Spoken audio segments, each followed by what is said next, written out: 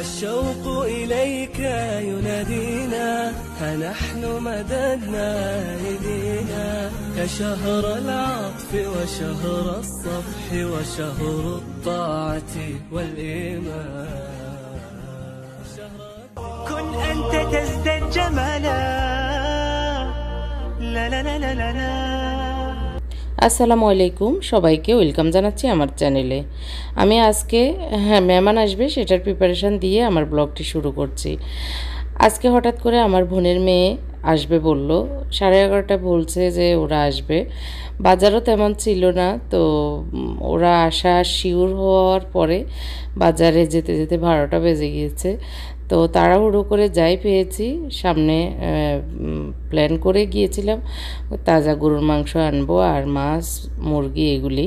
তো রুই মাছ এনেছি, গরুর গোশত এনেছি, কারণ হচ্ছে এখন যে ফ্রিজে থাকা জিনিসে আসলে ভিজিয়ে রান্না করার মতো অবস্থা নেই, তার চেয়ে আধা ঘন্টা লাগবে। বাজারও কাছে আছে, গিয়ে বাজার নিয়ে আসি।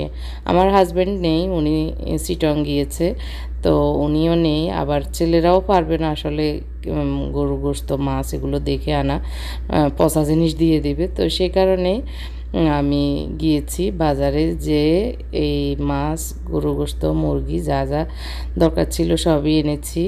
তো এনে মানে এগুলো তো মাছ তো কুটাই ছিল, গরু গোশত কুটে দিয়েছে, আর ছোটো কয়েকটা মানে ছোটো করা দরকার ছিল, সেগুলো করে গরু গোশতটা বসিয়ে দিয়েছি। বিরিয়ানি রান্না করব, আর মাছটা ভালো করে ধুয়ে মানে ভালো করে ক্লিন করে ভেজে নিয়েছি। এখন টমেটো পেঁয়াজ জিরা ধনিয়া তারপরে হচ্ছে হলুদ মরিচ লবণ পরিমাণ মতোই দিয়ে দিচ্ছি। তো দিয়ে আসলে ভেজে এগুলোকে ভুনা করব। আর হচ্ছে গরুর গোশতের বিরিয়ানি আর মুরগির রোস্ট করব, মানে সিম্পলভাবে করব। মুরগির ঝোল গোশত রান্না করব, কারণ হচ্ছে ওরা থাকবে বলেছে। তো ভাবলাম যে ওদেরকে রেখেও দিব, আর দরকার হলে বিকেলে কিছু করব। তো আর হচ্ছে জামাইও অসুস্থ, জামাইটা একটু জ্বর আছে, শরীর ব্যথা। আল্লাহর উপর ভরসা করে বললাম চলে আসো, অসুবিধা না, আমার কাছে থাকবে, বেড়াবে। ওরা গত 1.5 মাস 2 মাস হয়েছে মনে হয় এসেছে। তো না 1 মাস পের হয়েছে, 1.5 মাস হয়েছে আর কি, ঢাকায় এসেছে বাসা নিয়ে। তো আসবে আসা হচ্ছে না, অনেক দিন বলতেছি আসো। তো ওরা আজকে বন্ধ দেখে ছুটি দেখে আসার প্ল্যানটা করেছিল আর কি। যাই হোক, মাছটাও ভাজা হয়ে গিয়েছে, বুনা হয়েছে, ভালো করে ভেজে বুনা করে নামিয়ে নিয়েছি। এখন আমি 1 কেজি পোলাও চাউল বিরিয়ানি করব, সেই কারণে এখানে 2 লিটারের মতো প্রথমে পানি দিয়েছি, মানে 1 কাপ কম দিয়ে তারপরে পানি দিয়েছি, পরে 1 কাপ আমি দুধ দিয়ে দিয়েছি, আর একটা এলাচ ভেঙে 2 টুকরা করে দিয়েছি, 2টা তেজপাতা দিয়ে লবণ পরিমাণ মতো দিয়ে একটু তেল দিয়ে এগুলো ফুটে আসলেই চাউল দিব, সেই কারণে এভাবে দিয়ে দিয়েছি। পাশের চুলায় মুরগির রোস্ট করব, সে কারণে তেল দিয়ে দিচ্ছি, কিন্তু মানে আলোর হচ্ছে ক্যামেরা অনেক নাচানাচি করতেছে, এখন এডিট করতে গিয়ে দেখলাম। যাই হোক, রোস্টের গোশতগুলো আমি একটু মরিচ আর একটু লবণ দিয়ে একটু মেখে রেখেছি, তো সেটা এখন তেলে দিয়ে দিয়েছি, একটু হালকা ভেজে নেব। আসলে একদমই সিম্পলভাবে রান্নাবান্না আমি সবসময় করি, তো সেই সিম্পল রান্নাটাই সবার কাছে ভালো লাগে আর কি, সেটা করে নিচ্ছি। আর মানে দুধের পানিটা ফুটে ওঠার পরে চাউলটা দিয়ে দিয়েছি। তো একদম বরাবর হবে আসলে, বরাবরেই এই পাতিলে রাইসটা করে নিচ্ছি, পরে আবার অন্য পাতিলে বিরিয়ানিটা করব। তো ওরা আসার টাইম হয়ে গিয়েছে, আমার মুবাশিরকে বললাম একটু শরবত করে ফ্রিজে রেখে দিতে, গরমের ভিতর আসতেছে এই জন্য। তো জগ ধুয়ে শরবত করে নিচ্ছি, আর এদিক দিয়ে আমি গরুর গোশতটা হয়ে গিয়েছে, নামিয়ে নিয়ে এখন হচ্ছে প্রেশার কুকারে যে দম যাওয়া সেটা যাচ্ছে, এদিক দিয়ে রোস্টের প্রিপারেশনটাও করে নিচ্ছি, আর রাইসটাও হয়ে যাচ্ছে। রাইস হয়ে গেলেই আসলে বিরিয়ানিটা মিক্স করে নিব আর কি। আর খুবই সিম্পলভাবে করি, কিন্তু খুবই টেস্ট হয়। আপনারা আসলে আমার রেসিপিটা ট্রাই করলে বুঝবেন যে এই সিম্পল রান্নাও কিন্তু অসাধারণ হয়। তো আসলে রোস্টের একটা টুকরা পড়ে গিয়েছে, তা আবার উঠিয়ে নিয়েছে। আমি সারাক্ষণে চুলা মুছতে থাকি, অসুবিধা হয় না, ক্লিনে থাকে। তো মানে গোস্তগুলো ওঠার পরে সেই তেলে আমি পেঁয়াজ দিয়ে দিয়েছি, পরে পেঁয়াজ বেরেস্তা আছে, পেঁয়াজ বেরেস্তাটা পরে দিব। তো এখন মনে হচ্ছে চুলায় মানে পানি কমে আসতেছে, একটু চুলার আগুনটা কমিয়ে দিয়েছি পোলাওর। এখন আমি একটু রসুন দিয়ে দিয়েছি পেঁয়াজটা ভালো করে ভেজে নিচ্ছি।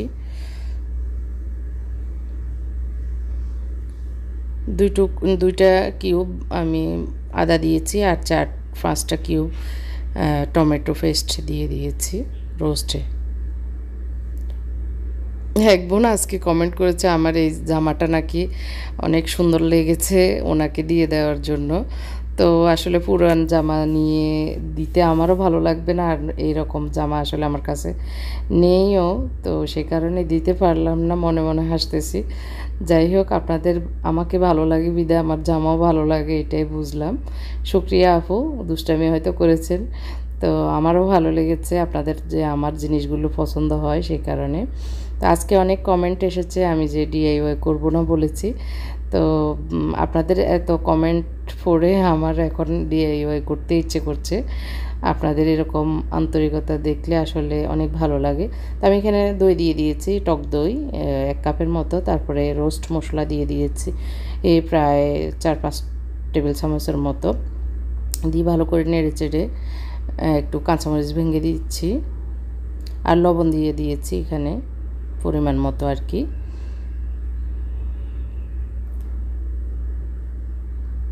তো মোটামুটি এই মশলাগুলি ঘন হয়ে গিয়েছে।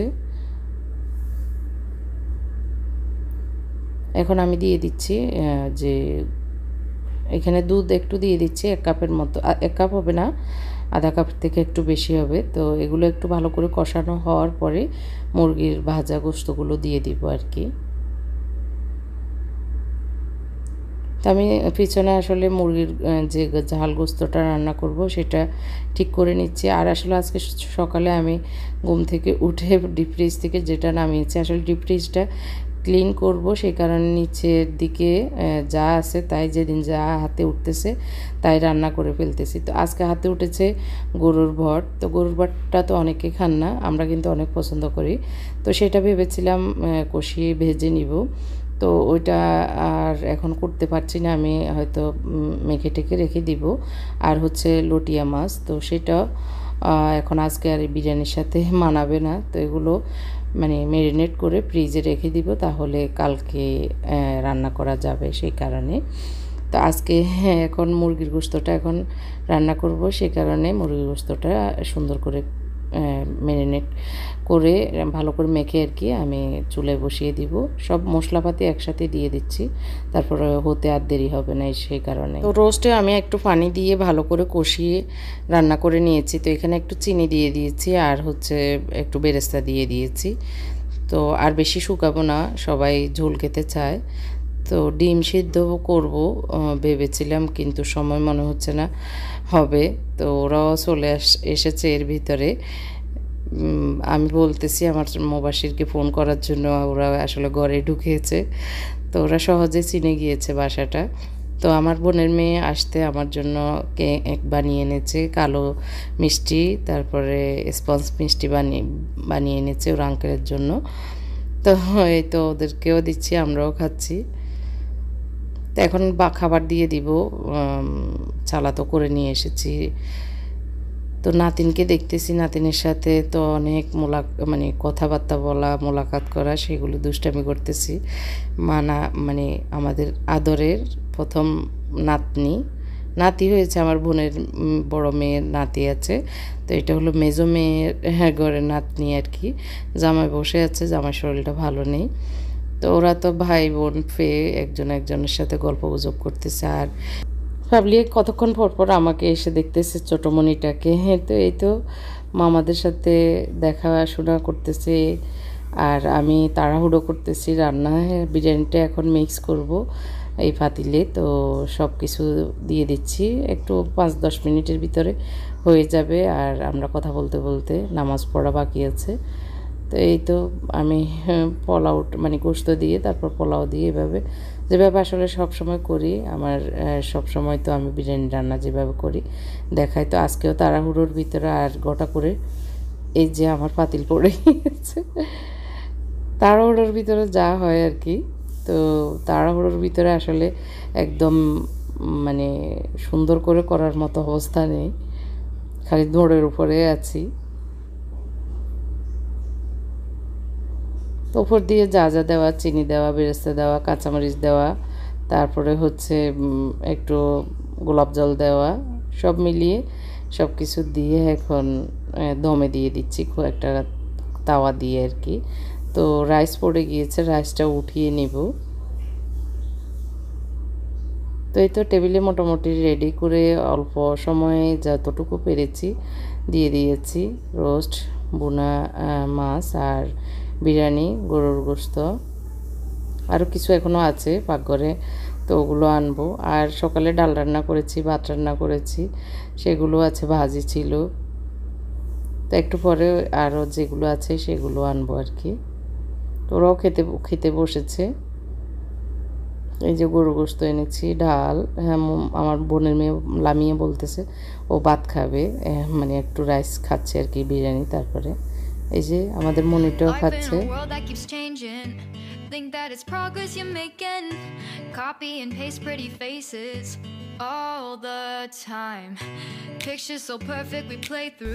তো খাওয়ার পরে একটু কোক খাচ্ছে আর আমার সাথেও দুষ্টামি হচ্ছে আমাদের দুজনের, আমরা দুজন খাচ্ছি।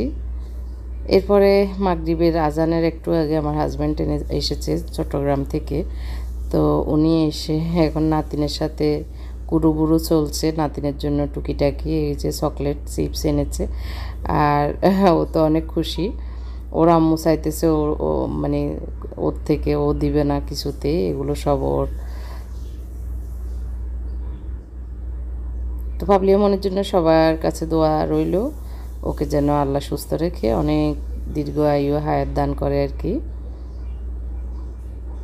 ওর আব্বুটাও এখন অসুস্থ, ওর আব্বুর জন্য সবাই দোয়া করবেন। কিছুই দিবে না ওর আম্মুকে, দুষ্টামি চলছে। আমরাও দেখতেছি, আসলে ভালোই লাগতেছে ছোট বাবুর এই গুরুবুরু দেখা। আসসালামু আলাইকুম। আজকে আমি এমন একটি প্রোডাক্ট নিয়ে এসেছি রমজানের কাজকে অনেক বেশি সহজ করে দিবে। পেঁয়াজ, রসুন, আদা, মরিচ, ধনিয়া পাতা সব কিছুই কুচি করা যাবে। এবং এই যে দেখতে পাচ্ছেন মশারির ডাল, মুগ ডাল, খেসারির ডাল সব কিছুই এখানে চপ করে আপনি পেঁয়াজও বানিয়ে নিতে পারেন খুব সহজে। 2টা চাপ দিলেই হয়ে যায়। আর পেঁয়াজগুলো আস্ত কেটে এভাবে আস্তে আস্তে দিয়ে দিলেই ধনিয়া পাতা, পেঁয়াজ, কাঁচামরিচ সবই একটা চাপ দিলেই দেখতে পাচ্ছেন কি সুন্দরভাবে কুটে একদম চপ হয়ে যায়। আর এই চপারটাতে শুধু কুটাকাটি করা যাবে, কোনো পাউডার হবে না। তো আপনারা চাইলে আমার পেজ হরেক রকম প্রোডাক্ট আমি স্ক্রিনে দিয়ে দিয়েছি আমার নাম্বার সহ, চাইলে এই নাম্বারটি হোয়াটসঅ্যাপ এবং ইমো করা আছে, চাইলে আপনারা ইমো হোয়াটসঅ্যাপেও যোগাযোগ করতে পারেন। এটা কিনে নিতে পারেন, খুব সহজ হয়ে যাবে আপনার রান্নাঘরের কাজগুলি। অবশ্যই আপনারা এই প্রোডাক্টটি আপনাদের রান্নাঘরে রাখতে পারেন। আসসালামু আলাইকুম। পেঁয়াজগুলো ভাজার পাশাপাশি একটু বুট সিদ্ধ ছিল ফ্রিজে, তো বুট সিদ্ধটাও করে নিচ্ছি, বুট সিদ্ধটা ভাজি করে নিচ্ছি আর কি। তো এদিক দিয়ে পেঁয়াজ যেগুলো আরও বাকি আছে সেগুলো ভেজে নিচ্ছি। আর এই ক্ষেত্রে আমার মুবাশির আমাকে হেল্প করছে, কারণ মাগরিবের আজান দিয়ে দিবে একটু পরে, তো নামাজের পরে যেন একটু জামার যেহেতু আসলে জ্বর, একটু ঝাল ঝাল কিছু খেলে ভালো লাগবে, সে কারণে এই ইফতারের মতো নাস্তা তৈরি করছি আর কি। তো তারপর চা দিব, চাটাও বসাবো একটু পরেই, ভাজিটা হয়ে গেলে আর কি। তো বুট পেঁয়াজু আর হচ্ছে তো মিষ্টি টিষ্টি আছে ওগুলোও দিব। জামাই আসলে কিছুই খেতে পারছে না। তো এই তো পেঁয়াজু বুট ভাজা রেডি। আর একটু মাটির পাতিলে পেঁয়াজ কুটে নিয়েছি, আস্ত পেঁয়াজ। বিকেলের নাস্তা আজকে ভালোই লাগবে খেতে। আর চা করে নিচ্ছি, ক্যামেরা আসলে ভালো মুডে ছিল না, যার কারণে গোলা গোলা হচ্ছে, চাটাও দেখতে বেশি একটা ভালো লাগছে না।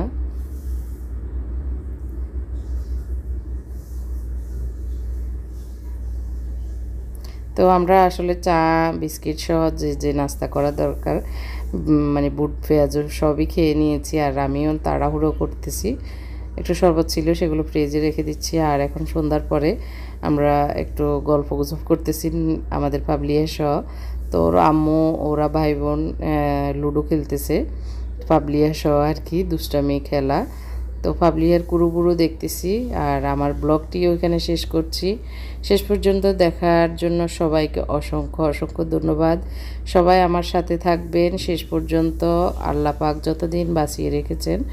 সবাইকে অসংখ্য ধন্যবাদ জানাই এত সুন্দর সুন্দর কমেন্ট করে আমাকে উৎসাহিত করার জন্য। আল্লাহ আপনাদের সবাইকে অনেক বেশি ভালো রাখুক, অনেক বেশি সুস্থ রাখুক, অনেক বেশি হাসি খুশিতে রাখুক, অনেক বেশি সুখে শান্তিতে রাখুক, এই দোয়া রেখে আমার আজকের ব্লগটি শেষ করছি। আল্লাহ হাফেজ, আসসালামু আলাইকুম।